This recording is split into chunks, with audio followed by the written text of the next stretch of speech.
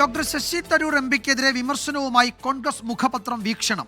പ്രധാനമന്ത്രിയെ പ്രശംസിച്ചുള്ള ശശി തരൂരിന്റെ വാഴ്ത്തുപാട്ട് അവസരവാദപരം എന്നാണ് വിമർശനം.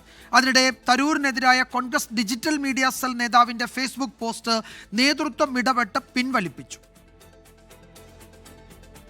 KPCC രാഷ്ട്രീയകാര്യ സമിതി അംഗം അഡ്വക്കേറ്റ് ജോൺസൺ എബ്രഹാമാണ് വീക്ഷണത്തിലൂടെ ഡോക്ടർ ശശി തരൂർ എംപിക്കെതിരെ ലേഖനം എഴുതിയത്. ട്രംപിന് മുന്നിൽ ശശി തരൂരിന്റെ നീക്കങ്ങൾ തകർന്നടിഞ്ഞു.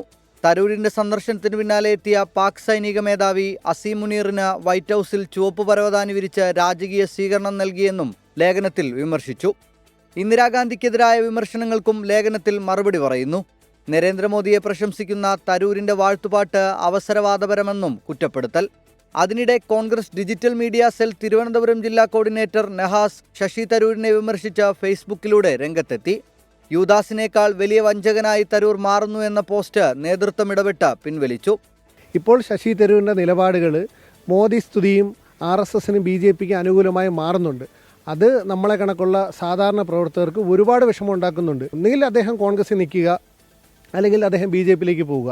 ഈ രണ്ട് വള്ളത്തിലും കൂടി കാല് ചവിട്ടിക്കൊണ്ട് സാധാരണ പ്രവർത്തകരെയും വോട്ട് ചെയ്ത് വിജയിപ്പിച്ച ജനങ്ങളെയും കൊഞ്ഞനം കുത്തരുത് എന്നാണ് എൻ്റെ അഭിപ്രായം. ശശി തരൂരിനെതിരെ ഹൈക്കമാൻഡിന് പരാതി നൽകണമെന്നതാണ് കേരളത്തിലെ ഒരു വിഭാഗം കോൺഗ്രസ് നേതാക്കളുടെ നിലപാട്. പാർട്ടിയെ പൂർണ്ണമായും തള്ളിപ്പറയുന്നതുവരെ കാത്തിരിക്കണമെന്ന അഭിപ്രായമുള്ളവരുമുണ്ട്. 24 തിരുവനന്തപുരം.